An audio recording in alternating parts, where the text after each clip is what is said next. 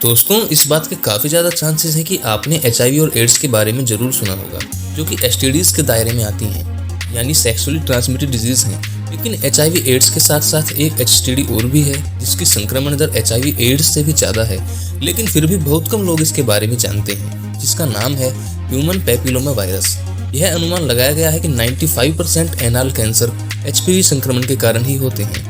इनमें से अधिकतर मामले एक प्रकार के एचपीवी के कारण होते हैं, जो कि है एचपीवी 16। तो चलिए आज हम ह्यूमन पैपिलोमा वायरस के बारे में ही जानेंगे कि यह इन्फेक्शन क्या है, किस कारण से होता है और इससे बचने के लिए मेडिकल साइंस में क्या क्या प्रिकॉशंस और इलाज उपलब्ध हैं। तो हेलो एवरीवन, आप देख रहे हैं लेट्स नो और आज हम बात करने वाले हैं इसी टॉपिक के बारे में। तो सबसे पहले यही जानते हैं कि ये ह्यूमन पैपिलोमा वायरस है क्या। मानव पैपिलोमा वायरस, जिसको शॉर्ट फॉर्म में एचपीवी भी कहा जाता है, यह एक वायरल संक्रमण है जो स्किन टू स्किन कॉन्टैक्ट के माध्यम से लोगों के बीच फैलता है। एचपीवी की 100 से अधिक किस्में हैं, जिनमें से 40 से अधिक यौन संपर्क के माध्यम से प्रेषित होती हैं और हमारे जेनाइटल्स, मुंह या गले को प्रभावित कर सकती हैं। Centres for disease control and prevention, रोग नियंत्रण और रोकथाम केंद्र सीडीसी के विश्वसनीय स्रोत के अनुसार एचपीवी सबसे आम यौन संचारित रोगों में से है। यह इतना सामान्य है कि अधिकांश सेक्सुअली एक्टिव लोगों को किसी न किसी समय इसकी कोई ना कोई वैरायटी जरूर मिलेगी, भले ही उसके काफ़ी सीमित सेक्सुअल पार्टनर्स होना हो। जेनाइटल एचपीवी इन्फेक्शन के कुछ मामलों में कोई स्वास्थ्य समस्या नहीं होती है। हालांकि कुछ प्रकार के एचपीवी जेनाइटल वार्ड्स, गर्भाशय ग्रीवा और गले के कैंसर भी पैदा कर सकते हैं। चलिए बात करते हैं एचपीवी के कोजेस के बारे में। एचपीवी संक्रमण का कारण बनने वाला वायरस त्वचा से त्वचा संपर्क के माध्यम से फैलता है। अधिकांश लोगों को एनाल, वेजाइनल और ओरल सेक्स सहित डायरेक्ट सेक्सुअल कॉन्टैक्ट के माध्यम से जेनाइटल एचपीवी संक्रमण होता है। क्योंकि एचपीवी एक त्वचा से त्वचा का संक्रमण है, इसलिए संचरण के लिए संभोग की आवश्यकता नहीं होती है। बहुत से लोगों को एचपीवी होता है और उन्हें इस बारे में पता भी नहीं होता, जिसका अर्थ है आप अभी भी इसे अनुबंधित कर सकते हैं, भले ही आपके साथी में कोई लक्षण न हो। कुछ रेयर केसेस में एचपीवी से पीड़ित मां प्रसव के दौरान अपने बच्चे को वायरस पहुंचा सकती है। जब ऐसा होता है तो बच्चा रिकरेंट रेस्पिरेटरी पैपिलोमाइटोसिस नामक स्थिति से ग्रसित हो सकता है, जो कि एक गले और वायु मार्ग से जुड़ी समस्या है। दोस्तों, जानते हैं कि एचपीवी के क्या क्या लक्षण हो सकते हैं। अक्सर एचपीवी संक्रमण किसी भी ध्यान देने योग्य लक्षण या स्वास्थ्य समस्याओं का कारण नहीं बनता है। वास्तव में सीडीसी की माने तो 90% एचपीवी संक्रमण 2 साल के भीतर अपने आप चले जाते हैं। हालांकि क्योंकि इस समय के दौरान वायरस उस व्यक्ति के शरीर में है, जिसके कारण वह व्यक्ति अनजाने में दूसरों को एचपीवी ट्रांसमिट कर सकता है। जब वायरस अपने आप बॉडी से दूर नहीं जाता है तो यह गंभीर स्वास्थ्य समस्याएं पैदा कर सकता है। इनमें जेनाइटल वार्ड्स और थ्रोट वार्ड्स शामिल हैं, जिन्हें रिकरेंट रेस्पिरेटरी पैपिलोमाइटोसिस के रूप में जाना जाता है। एचपीवी सर्वाइकल कैंसर के साथ साथ जनांगों, सिर, गर्दन और गले के अन्य कैंसर का कारण भी बन सकता है।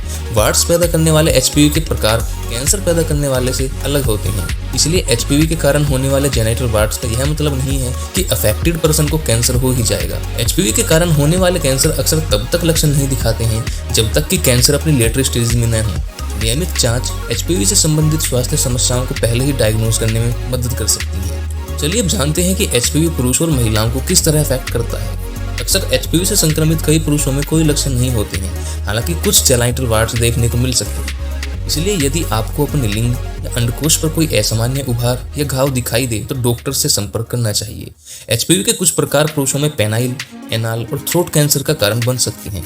कुछ पुरुषों में एचपीवी से संबंधित कैंसर विकसित होने का जोखिम अधिक हो सकता है, जिनमें एनाल सेक्स करने वाले पुरुष और कमजोर इम्यून सिस्टम वाले पुरुष शामिल हैं। अगर महिलाओं की बात करें तो यह अनुमान लगाया गया है कि 80% महिलाएं अपने जीवन काल में कम से कम एक प्रकार के एचपीवी से जरूर इन्फेक्ट होती हैं। पुरुषों की तरह एचपीवी पाने वाली महिलाओं में भी कोई खास लक्षण नहीं होते हैं और संक्रमण बिना किसी स्वास्थ्य समस्या के ही खत्म हो जाता है। एचपीवी से इन्फेक्टेड कुछ महिलाओं को जनांग मस्से नोटिस हो सकते हैं, जो कि वेजाइना के अंदर, एनाल के आसपास और गर्भाशय ग्रीवा या योनि पर दिखाई दे सकते हैं। एचपीवी के कुछ स्ट्रेन्स गर्भाशय ग्रीवा के कैंसर या वेजाइनल या गले के कैंसर का कारण भी बन सकते हैं। नियमित जांच से महिलाओं में सर्वाइकल कैंसर से जुड़े परिवर्तनों का पता लगाने में मदद मिल सकती है। इसके अलावा गर्भाशय ग्रीवा की कोशिकाओं को डीएनए टेस्ट से भी एचपीवी के स्ट्रेन का पता लगाया जा सकता है। दोस्तों, बात आती है कि एचपीवी का परीक्षण कैसे किया जाता है। एचपीवी के लिए परीक्षण पुरुषों और महिलाओं में अलग अलग है। US preventive services task force यानी यूएसपीएसटीएफ के अपडेट किए गए दिशा निर्देशों की सलाह है कि महिलाओं का पहला पैप परीक्षण या पैप स्मीयर 21 साल की उम्र में यौन गतिविधि की शुरुआत की परवाह किए बिना ही कराया जाना चाहिए। अगर वह फीमेल अभी सेक्सुअल एक्टिव नहीं है तब भी 21 वर्ष की आयु में एक बार पैप टेस्ट जरूर कराना चाहिए। रेगुलर पैप टेस्ट महिलाओं में एबनॉर्मल सेल्स की पहचान करने में मदद करती हैं, क्योंकि इन एबनॉर्मल सेल्स का होना सर्वाइकल कैंसर या एचपीवी से संबंधित अन्य समस्याओं का संकेत हो सकता है। कंसर्न एजेंसीज द्वारा 21 से 29 वर्ष की महिलाओं को हर 3 साल में सिर्फ पैप टेस्ट करवाने की सलाह दी जाती है, जबकि 30 से 65 वर्ष की आयु तक महिलाओं को इनमें से कोई एक टेस्ट जरूर कराना चाहिए, जैसे कि हर 3 साल में एक बार पैप टेस्ट कराना चाहिए। इसी के साथ ही हर 5 साल में एक डेडिकेटेड एचपीवी टेस्ट कराना चाहिए, जिससे उच्च जोखिम वाले प्रकार के एचपीवी का पता लगाया जा सके। और अगर आप चाहें तो प्रत्येक 5 वर्ष में दोनों परीक्षण एक साथ भी करवा सकते हैं। इसे सह परीक्षण के रूप में जाना जाता है। यदि आप 30 वर्ष से कम उम्र के हैं और आपके पैप टेस्ट के रिजल्ट सामान्य नहीं हैं, तो आपका डॉक्टर या स्त्री रोग विशेषज्ञ भी एचपीवी टेस्ट का अनुरोध कर सकता है। दोस्तों, एचपीवी के 14 से 15 स्ट्रेन्स ऐसे हैं जो कैंसर का कारण बन सकते हैं। यदि किसी भी व्यक्ति को इनमें से कोई स्ट्रेन है तो आपका डॉक्टर गर्भाशय ग्रीवा में होने वाले परिवर्तनों को चेक करने के लिए समय समय पर आपका परीक्षण कर सकता है। ऐसे सर्वाइकल चेंजेस जो कैंसर का कारण बनते हैं, उन्हें विकसित होने में अक्सर कई साल लग जाते हैं और एचपीवी संक्रमण अक्सर बिना कैंसर पैदा किए ही अपने आप चले जाते हैं। ऐसे में आप चाहें तो असामान्य या कैंसर पूर्व कोशिकाओं के इलाज के लिए जाने के बजाय डॉक्टर द्वारा सुझाए गए प्रिकॉशंस का पालन कर सकते हैं। चलिए बात करते हैं कि पुरुषों में एचपीवी टेस्ट किस प्रकार किए जाते हैं। दोस्तों, एचपीवी डीएनए टेस्ट केवल महिलाओं में एचपीवी निदान के लिए उपलब्ध है। पुरुषों में एचपीवी के निदान के लिए वर्तमान में कोई भी ऐसा अप्रूव्ड टेस्ट उपलब्ध नहीं है। सीडीसी के अनुसार पुरुषों में थ्रोट और पेनाइल के कैंसर के लिए नियमित जांच वर्तमान में रिकमेंडेड नहीं है। कुछ डॉक्टर पुरुषों के लिए एनाल पैप टेस्ट करा सकते हैं, जिनमें एनाल कैंसर विकसित होने का जोखिम बढ़ जाता है।